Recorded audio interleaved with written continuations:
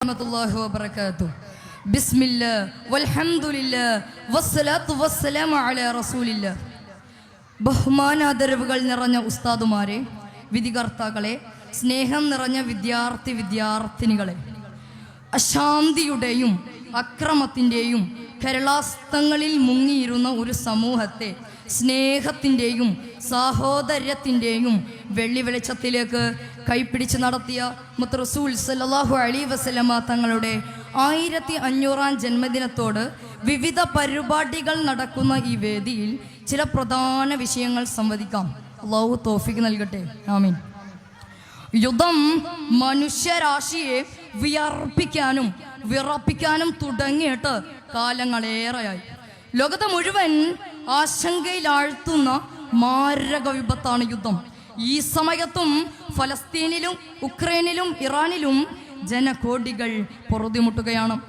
എത്ര ദശാബ്ദങ്ങൾ പിന്നിട്ടാലും ഏറെ നടുക്കത്തോടെ ഓർമ്മകളിൽ ഇരമ്പിയെത്തുന്ന പേരുകളാണ് ഹിരോഷിമയും നാഗസാക്കിയും.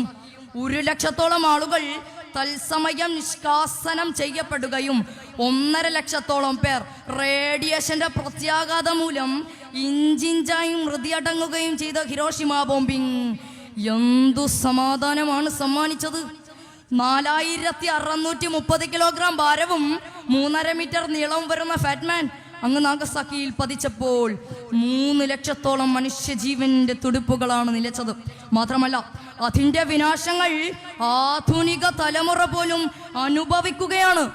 37 മില്യൺ മനുഷ്യർ മരിച്ചു വീണ 1-ാം ലോക മഹായുദ്ധവും 72 ദശലക്ഷം പേരുടെ നിണം ചീന്തിയ 2-ാം ലോക മഹായുദ്ധവും സമാധാനത്തിന്റെ ഏതു വെള്ളരിപ്രാവണിയാണ് പറത്തിയത്. യുദ്ധം സമാധാനമുണ്ടാക്കുകയല്ല, മറിച്ച് മാനവകുലത്തിൻ്റെയും പ്രകൃതിയുടെയും സന്തുലിതാവസ്ഥക്കും സ്വസ്ഥതക്കും ഭംഗം വരുത്തുകയാണ് ചെയ്യുന്നത്. തങ്ങളുടെ അധികാര മേധാവിത്വം മരക്കി തുറപ്പിക്കാനും പൗരന്മാരെ ചൊൽപ്പടിക്ക് നിർത്താനും സാമ്രാജ്യത്വം യുദ്ധത്തെ ഉപയോഗപ്പെടുത്തുന്ന മലീമസമായ കാഴ്ചയാണ് കാണാൻ കഴിയുന്നത്. അതിലുപരി വൻതോതിലുള്ള ആയുധ വിപണനത്തിലൂടെ തങ്ങളുടെ സാമ്പത്തിക നേട്ടമാണ് പല ഭരണകൂടങ്ങളും ലക്ഷ്യമാക്കുന്നത്. അമേരിക്കയും ഇസ്രായേലും തുടങ്ങിയ യുദ്ധക്കൊതിയന്മാരാണ് മിക്ക സംഘർഷങ്ങളുടെയും പിന്നിലെ ദുഷ്ടലാക്കുകാർ. ദേശീയതയുടെയും രാജ്യസുരക്ഷയുടെയും പേരിൽ മറ്റു രാഷ്ട്രങ്ങളുടെ മേൽ അധികാരം സ്ഥാപിക്കാൻ സാമ്രാജ്യത്വം ആ യുദ്ധങ്ങൾക്ക് മൂർച്ച കൂട്ടുന്ന തിരക്കിലാണ്. യുദ്ധങ്ങൾ വരുത്തിവെക്കുന്നത് നഷ്ടങ്ങളുടെ കൂമ്പാരങ്ങളാണ്. പാവപ്പെട്ട ഗസയുടെ തെരുവീഥികളിൽ ഞാനും നിങ്ങളുമൊന്ന് കണ്ണോടിച്ചു നോക്കിയാൽ എത്ര പിഞ്ചോമ്മനകളാണ് ഓരോ വെടിയുണ്ടകൾക്കും ഇരയാവുന്നത്. മൃതിയടങ്ങുന്നവരെ അക്കക്കണക്കുകൾക്കപ്പുറം അഗമിച്ഛേദം സംഭവിച്ച ആയിരങ്ങളുടെ അർത്ഥനാദങ്ങൾ ആരെങ്കിലും അറിയുന്നുണ്ടോ?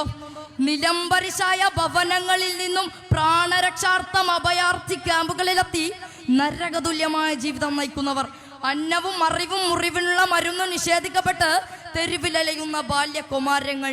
യുദ്ധങ്ങൾ വരുത്തിവെക്കുന്ന നഷ്ടങ്ങൾക്ക് മുഖ്യമാണ് ഭക്ഷ്യക്ഷാമം. ഇനിയും അവസാനിച്ചിട്ടില്ലാത്ത റഷ്യ ഉക്രൈൻ സംഘർഷണത്തിന് മുൻപ് ആഗോളതലത്തിലെ കൊടുംപട്ടിണിയുടെ കണക്ക് പരിശോധിച്ചപ്പോൾ 135 മില്യൺ ആളുകളാണെങ്കിൽ ഇന്ന് അത് 276 ഉയർന്നിട്ടുണ്ട്. യുദ്ധക്കധികന്മാരായ രാഷ്ട്ര നേതാക്കളോടും രാജ്യങ്ങളോടും എനിക്ക് പറയാനുള്ളത്, രക്തരഹിത വിപ്ലവനത്തിന്റെ മികച്ച നേതാവ് അഷ്റഫുൽ ഖൽഖ് ത്വാഹ റസൂലുള്ളാഹി സ്വല്ലല്ലാഹു അലൈഹി വസല്ലമ തങ്ങളുടെ ചര്യ പിൻപറ്റണമെന്ന സന്ദേശമാണ് എനിക്ക് നിങ്ങളോട് പറയാനുള്ളത്.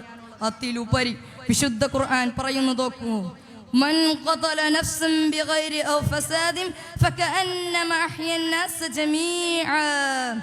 എത്ര മഹത്തരമാണ് പരിശുദ്ധ ഖുർആനിന്റെ ബോധനം.